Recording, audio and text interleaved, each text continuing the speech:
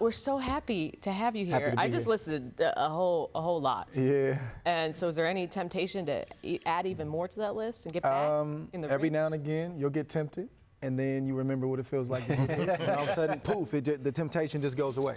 I don't know that feeling, but I can imagine it. Yeah. I can imagine it. But you are spending your time, really enjoying the NBA. And you're a huge Warriors fan.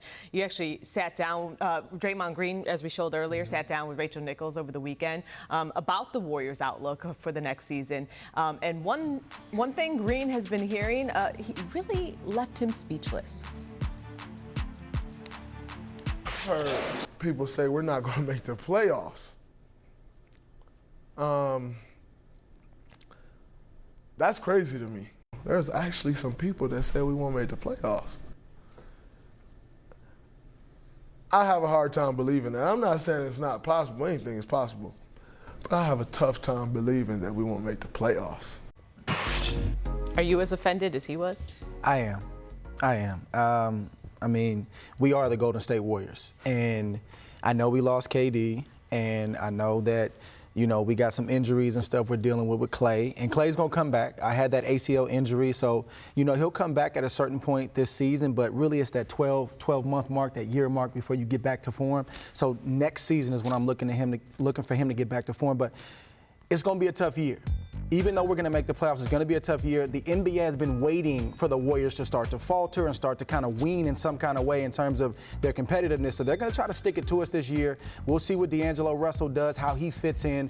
But at the end of the day, I'm looking forward to next year when things start to kind of get back together and we get back to our core nucleus. And this year, with all the stuff that's going to be said, we're going to have a lot of bulletin board material. I did say super fan because the Wii game was strong in that. Right out the gate.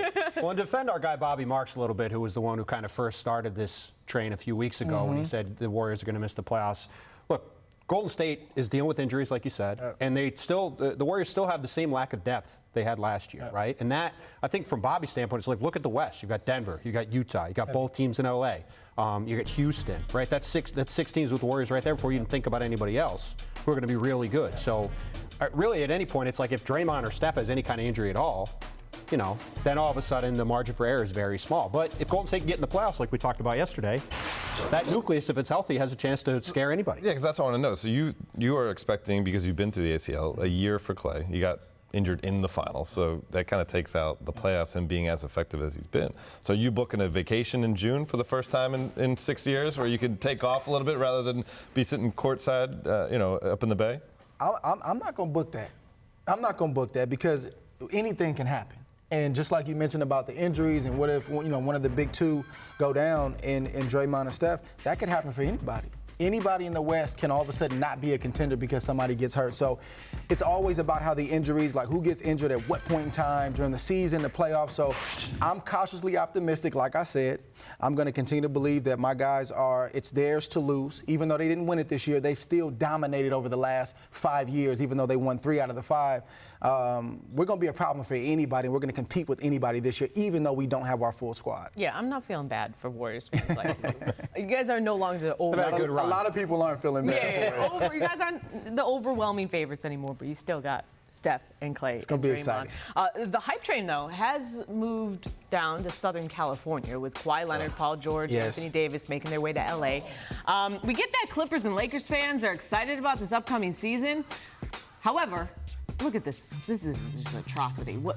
Come on. It's a half Clipper, half Laker cap. The sticker on the brim says it's adjustable, which, is great because anyone wearing this cap should be able to change their mind.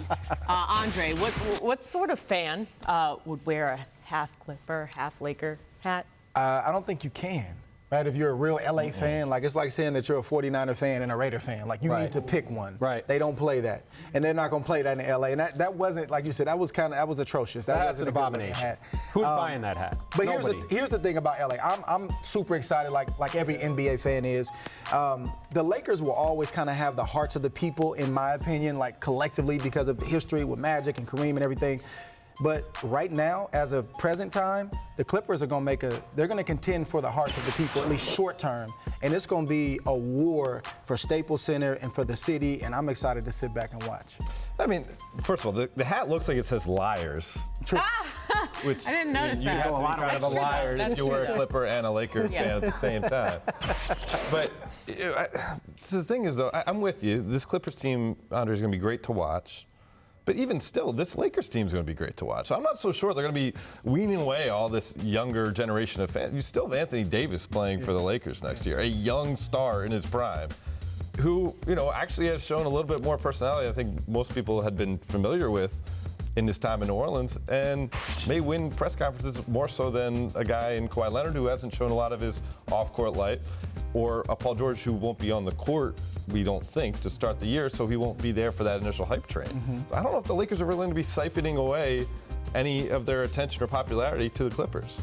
But the Clippers, they're tired of being the redheaded stepchild. Right. They're tired of being kind of second fiddle, and the fans are tired of being second fiddle. So I think they're going to do everything that they can do to encourage and push the Clippers to try to get over that hump. And everybody looks good in theory, but we got to sit back and let it play out and see who's really going to be the top dog. Yeah, and Lakers and Clippers will be gunning for that belt this year. Thanks for watching ESPN on YouTube. For highlights and analysis, check out the ESPN app. And for live streaming and premium content, check out ESPN+.